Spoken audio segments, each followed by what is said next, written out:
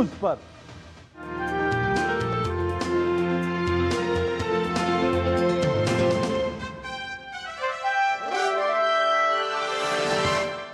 Hello and welcome to In Conversation. The worst may well have been behind us in terms of oil and gas disruptions because of the closure of the Strait of Hormuz. With an understanding now reached between United States and Iran and now in force, both international supplies and prices are nearing pre-crisis levels. But how did India navigate the economic fallout of the 4-month Gulf conflict, and is it totally out of the woods yet? To talk about that, we are being joined by India's Chief Economic Advisor, Dr. V. Ananth Nageshwaran. Dr. Nageshwaran, such a pleasure to have you on DD India. Welcome. Thank you. I'm happy to be part of the show. Let's begin with the numbers. Yeah. India imports 90% of its crude requirements, 60% almost of its LPG requirements, and most of it happens through the Gulf routes. That's right. If we look at the domestic price increases, as far as petrol goes, 7 rupees per litre in 4 months from March to June. The same applies to diesel almost. If you look at the domestic LPG cylinder, then that has increased by around 89 rupees in 2 phases. If you look at the Ujjwala beneficiaries, they have been largely shielded because of the subsidy support. Yeah. But a lot of the price shock has been absorbed, as you have also written about, by the government as well as the public sector. What is your assessment of how India handled the crisis? No, I mean, the government of India handled it in the same deliberate and gradual manner that it handled the COVID pandemic fallout. Initially, several external observers felt India was slow to respond to the pandemic, but in the end, if you look at the post-COVID recovery of different economies and compare it to India, I think India has done a lot better.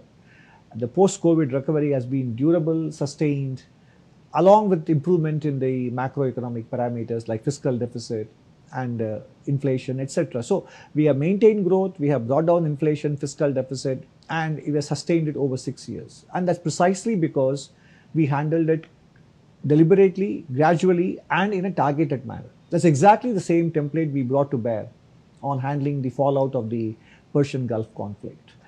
So initially it was about removing the excise duties on petrol and diesel so that oil companies will not be so badly impacted, which means the fiscal policy took the impact, and then slowly commercial prices of LPG were increased much faster than we did it for households, as you very well put it in your initial remarks. And simultaneously, we were diversifying our supply sources outside of the Gulf region. And we also said we would do long-term things like replacing LPG with piped natural gas. And we announced new plans for coal gasification. Our Prime Minister went to the UAE and struck an agreement with the UAE government for augmenting our strategic petroleum reserves, etc. So it was multifaceted, it was wide-ranging. At the same time, it was calibrated to make sure that the pain was shared between different constituents in a manner proportionate to their carrying and absorbing capacity.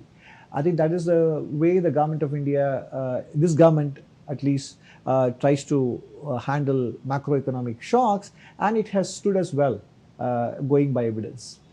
Did India act with foresight and preparedness? Did the leadership, the diplomatic and economic managers prepare well in advance to avoid shortages? So obviously, yes. I mean, obviously the crisis, the war particularly wasn't anticipated. So there's only a limit to how you can be proactive. But then within the 3 months that the conflict lasted, and the conflict lasted longer than we thought, many people thought it would.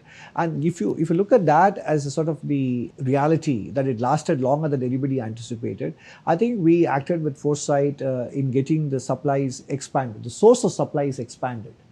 We could buy Russian crude again, and we imported crude oil from different countries, about 12 to 15 countries, if I'm not mistaken, we were sourcing crude oil from. And I think also the long-term measures in terms of re-incentivizing nuclear energy, coal gasification, etc., were also proactive long-term measures. So diplomacy combined with proactive long-term measures were the quiet but firm decisions taken to reduce our energy dependence and energy vulnerability going forward. What happens to the health of the oil marketing companies having absorbed so much of a But price now that shock? the prices, say, oil marketing companies were extremely well, what shall I say, were extremely well benefited by the low oil price, the imported oil price that India enjoyed, even in spite of the Russia-Ukraine conflict from 2022-23 financial year. From the second half onwards, we have been experiencing steadily declining oil price, and the domestic prices remained unchanged. Therefore, oil marketing companies were able to use that profitability to invest in refinery upgradations, in capital investments, etc. So that was a good thing.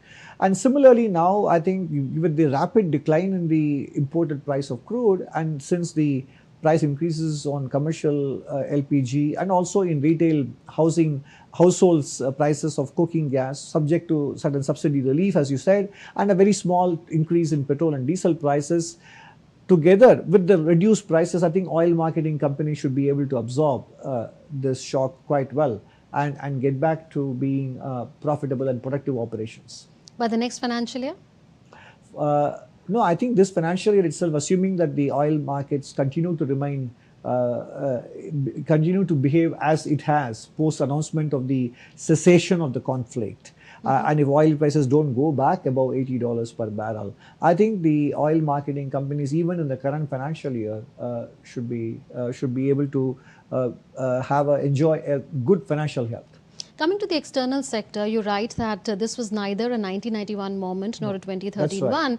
In 1991, you're referring to the balance of payments crisis, how India had to airlift its gold to the Bank of England and the Union Bank of Switzerland for collateral against emergency loans. 2013 crisis was, of course, the taper tantrum where so many foreign investors pulled out of emerging markets. Our CAD had then expanded to 4.8% of the GDP. How is this different? No, exactly. I think you spelled it out very well. 1991, we had to pledge our gold to get some foreign exchange. So today we started with foreign exchange reserves near $700 billion. And even if you take out gold, which may not be that liquid compared to hard currency, and if you take out the forward dollar liability position that RBI had built in, even then we had close to $500 billion of foreign exchange reserves. In 1991, we hardly had any foreign exchange reserves. So that's a big difference. 2013, you said it very correctly, our current account deficit was approaching 5% of GDP. Fiscal deficit was high, inflation was in double digits. But this time around, current account deficit for 25-26 was barely 0.6% of GDP. And inflation under control, and ample foreign exchange reserves. So it is not a question of vulnerabilities. It was a question of facing a certain judgment on the part of investors that even countries like Japan and Korea, even though they were well plugged into the AI ecosystem, even they were not spared. Basically, the markets felt that these crises will somehow affect energy importers, and most of them were in Asia. And India, Korea, Japan were impacted. Paradoxically, the oil market was somehow not discounting a very extreme scenario for oil prices, because some of the worst fears about the oil price didn't materialize in the last 3 months. But at the same time, stock market investors were discounting the worst possible scenario for oil price and punishing oil importers like Korea, India, and Japan. So it was not an India-centric situation. Whereas in 1991 and 2013, India was part of a small pool of developing countries who were impacted, and our own macro fundamentals were not in good shape. So that is why I said this time it is different from 1991 and 2013. Right. Having said that, in terms of the external sector, would you say that India is totally out of the woods, like the balance of payments, the forex reserves, the rupee, as well as the current account deficit? It is never advisable to sound overconfident, because things do change on a dime. So I think, but by and large, definitely we seem to be out of the more vulnerable moments that we may have felt that we were getting into. Again, crucial consideration is if the crude oil prices behave as the financial markets are currently expecting them to behave in the next 6 to 8 months of the next 6 to 8 months, then I think we are out of the wood with respect to the balance of payments, or for that matter, on the currency and so on. India has now come up with a new non-resident dollar deposit scheme. How is that expected to help? Well, obviously, it is going to help us shore up the foreign exchange reserves. And people say that, well, it's an expensive way of raising dollars, but then, central bank is doing that, and central bank is not exactly a profit optimizing entity, and central bank can absorb the cost very well. And I think it's also, in a way, it's a reward that goes to the Indian diaspora, which also comes back into the Indian economy when diaspora transfers so much of remittances into India, which have remained very resilient. So, in some sense, the diaspora has been supporting the Indian economy through large and rising remittances. This is one way of sharing this with them. And I think on the basis of what we are reading and the conversations we are having with the Indian financial institutions, I think the response is very good for the scheme, and it will give us the much needed cushion and insurance, because this conflict may be over, and I hope it stays over, but there could be, in a world that is fragmented, conflicts may recur in different parts, and supply choke points may arise again, and I think we need to be having buffers. I think one thing that is going to define the next 10 to 15 years or 20 years is going to be this need for buffers in different areas, whether it is oil, base metals, pulses, pharmaceutical ingredients, foreign exchange. Or for that Buffers in matter, what sense? we need to have greater extra storage, stocks? extra capacity, extra inventory, storage for the rainy day kind of thing. So I think that is going to be needed. I think if there is one thing the last 40 years was known for, it is for lean buffers. You could operate with the confidence that market will give you whatever you want and supply you whenever you want. You just need to have one day of inventory. The next day things will arrive. But today you can't take that for granted. You have to prepare for contingencies and choke supply disruptions, unexpected, sudden disruption. Though, so you need buffers in multiple areas. So in that sense, building up this foreign exchange buffer is a good thing. What in the present context could have been the worst case scenario that was avoided? Look, I mean, it's very difficult to paint this case. Because worst case, you can imagine anything. I mean, you could imagine oil price north of $200 and say that's the worst case. Somebody could say 120 or 150. So that's difficult to pin down. Yeah, I mean, in general, a difficult scenario would have been persistently high oil price in 3 digits, and therefore import bill rising, and the government grappling with deciding whether to pass on the prices to businesses and households or absorb by itself, in which case the current account deficit will become would have become much larger, and that means financing it, finding the dollars would have been more difficult. And suppose you add to this complex situation that I'm already describing, suppose the global financial markets undergo a correction and capital flows into emerging markets become more difficult, and investors become risk averse, as they did in 2013, as you put it, taper tantrum, fragile FI, emerging markets face withdrawal of capital. If that also gets added to the mix, that would have been a very difficult situation.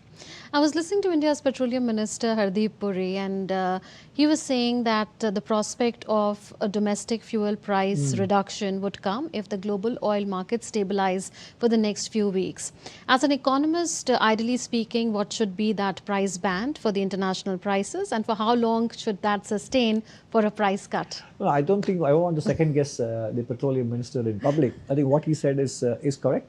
I think this is consistent with our careful, gradual, deliberate approach. Whether in raising prices or lowering them, we don't want to be seen as taking knee-jerk actions, which we end up regretting and then say, oh, we did it too soon. Which is why we took our time. I mean, the conflict was already into its 3rd month when the government decided to slowly increase the price for retail household customers. So I think what he said is correct. We need to make sure that a certain development, which is favorable to us, is durable before you take policy decisions based on that. And I think that's a good premise on which to go by. A point that you had made earlier, I would like to pick on that. There has been constant public confusion around that apparent contradiction between OMC's reporting profits and the losses claimed during the crisis. Are both correct, the profit as well as losses of the OMCs? How do you harmonize them? And then if things will stabilize in this financial year, what should the common man expect? OMCs are important because they are in refining, they are in distribution, and we have to keep augmenting capacity, expand the R&D, so that our ability to extract a range of petroleum products from the crude oil throughput will have to increase. So profitability for oil marketing companies comes back into the government through dividends, which in turn gets added to the government's overall kitty, and that is then paid out through multiple welfare schemes. So in that sense, oil marketing companies' profits are not private sector profits, because bulk of them are in the public sector. So OIMC's profits in the last few years helped them to pay dividends to Government of India, undertake capital expenditure, and the losses they sustained was for a short period in this financial year. And if the global market conditions with respect to crude oil remain as they are and as they have been in the last 2 weeks, then I think oil marketing companies will be again back into good financial health, and that will help the general public as well. Now, whether it translates into what kind of prices, etc., for different petroleum products, as we just now discussed, I think the petroleum minister said it right. Another point that you agreed with that he had made earlier was the need for having more storage, and currently what we have in terms of crude stocks can last up to 74 days. What should be the ideal timeline? It's difficult for me to put a precise number there. I mean, countries have built storage strategic capacity from 6 months to 24 months. I mean, if you take Canada and Japan, in some petroleum product areas, their storage capacity is 2 years. Their buffer is 2 years. So how much you need? I mean, I remember the conversations about what is the level of adequate foreign exchange reserves back in 2013, and there is no answer to that. I mean, the more the merrier. But then building buffers has a cost. You have to sink in resources, and that could be used elsewhere. So it's a trade-off. Like everything else in policy making, it's a trade-off. You have to weigh multiple factors. So yeah, I mean, anything in the nature of 4 months to 6 months, or maybe up to 10 months, I think that would be appropriate for a country of our size. You have written that the deepest issue is of import dependence, and that we should maximize those areas where India can indigenously produce competitively, and those areas where we must produce. What are those potential areas? If you could tell us 5 areas where India can potentially... No, I think it's going to be difficult for me to spell out the areas, but then we exactly gave a roadmap or a template for doing that in the economic survey. I mean, basically it's a 2x2 matrix between urgency and importance. If something is highly urgent, at the same time highly important that we produce domestically, then those areas become critical. So now the criticality could range from fertilizer to edible oils to pharma ingredients to high-tech capital goods to batteries. So it's very difficult to say what are the 5 areas. In fact, the areas could be anywhere between 50 to 100. So ultimately, we can give only principles and guidelines as to what are the ones in which you need to indigenize right now, things that need to indigenize in the next few years, and things that you can let the market do on its own, handle on its own. And there are things where you don't have to indigenize, but simply source from multiple producers around the world, so that you reduce dependency and you reduce your vulnerability to choke points, even if you end up paying slightly more in some cases. So I think the answer is, as I said, it could be the areas I gave as examples, but you said fertilizer. But it could range from, it's not about, it's the important thing to remember that it is not only about high-tech goods or high-tech ingredients. It can be low-tech, but it's a day-to-day commodity, then you have to have it, right? So fertilizer, paracetamol, or active pharma ingredients, infrastructure equipment, and then when it comes to renewable energy or battery storage systems, etc. So there could be any number of areas, but the important thing is to identify what is important, what is urgent, and what is critical, and get started on them very quickly. And then depending on the degrees of urgency, criticality, and importance, you decide which ones can be done at the second stage and the third stage, and which ones you can simply try to diversify rather than depend on one single source, etc. This is how you go about it. This is the framework within which you build this process of indigenization. Are India's free trade agreements going to help there?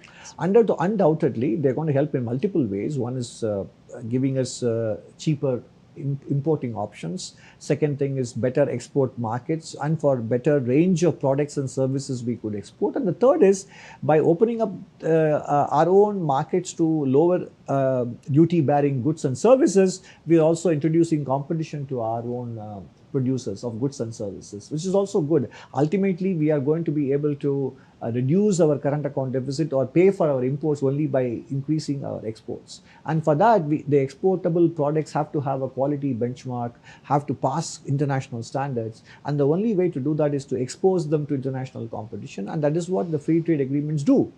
By allowing for lower duty bearing goods and services to enter India, we are actually preparing our domestic industry to become globally competitive. We know that digital scammers have tried to exploit the situation. I remember somebody getting a message that your PNG connection would be cut if you don't pay so and so Okay. amount by the end of the day. And this has been happening across fields. And this has been a burden on the economy and on the people's savings as well. What more can be done to combat this better? No, I think these are areas which are handled in the financial industry by the central bank, by SEBI, and by different agencies. So, I mean, constant stream of warnings, education, and certain degree of proactive caution on the part of the users. If they can't verify the source and authenticate it, they have to be very careful. So, I think it's a combination of public measures, technological upgradation, and cybersecurity, screening, firewalls, etc. And then messages that can be suspicious, messages that can be detected and filtered out, like we do have in our emails, where spam mails are automatically filtered out. I think it's all about creating the technological capabilities. But that alone is not enough. It's also important for the users to report them and to be calm and careful rather than panic. And then try to cross-verify them. I mean, I don't think we should. First of all, we should become a lot more skeptical of the messages we receive on our WhatsApp rather than treating it as a university, as many people do. Yes. Yeah. My last question to you. One crisis may well have been behind us, but what are the other economic challenges that India needs to prepare for going There are forward? long-term challenges. We have to improve agricultural productivity. We have a lot of scope in boosting agricultural exports. I think that's our long-term priorities. And then skilling dimensions. When if we have to become a manufacturing force in the world, then I think we need to have skilled population in a lot of skills that manufacturing industry uses. There is carpentry, plumbing, welding, electrical, civil, mechanical engineering, and so on. And then we have to think about how to make our job creation machinery somewhat immune to the AI impact. These are all the medium-term issues. I just gave examples of 3 of them. But more importantly, obviously, now we have to move from worrying about oil to now worrying about water. The good news is that until the end of June, the monsoon deficiency was more than 40%. Now, as of yesterday, it has come down to 33%. But more importantly, it's not just one number, it is the diffusion of the rainfall. The spread. And whether reservoirs, because the reservoir storage levels were, while they were below last year's levels because of very low rainfall in June, they were better than the long-term averages until recently. But now they are even below the long-term average. So the reservoirs have to be replenished. And I think one of the things we need to talking about buffers, I think water is an important buffer. And I think to be able to build many water storage bodies, reclaiming lakes, reclaiming water bodies, and rainwater harvesting and water recycling, I think, anything which is not priced properly, we humans tend to take it for granted.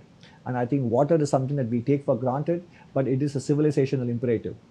And I think we need to Are you giving us a glimpse into your next suggestion in the economic survey? No. Well, that's an interesting thought for sure. I'll keep it in mind. But I think it's very, and I think our former Niti Aayog CEO, Mr. Param Iyer, and with Arnaba Ghosh, they've done a very good book on water. And I think as a country, not just policy making, as a country, we need to take a water a lot more seriously and a lot more respectfully, I must say.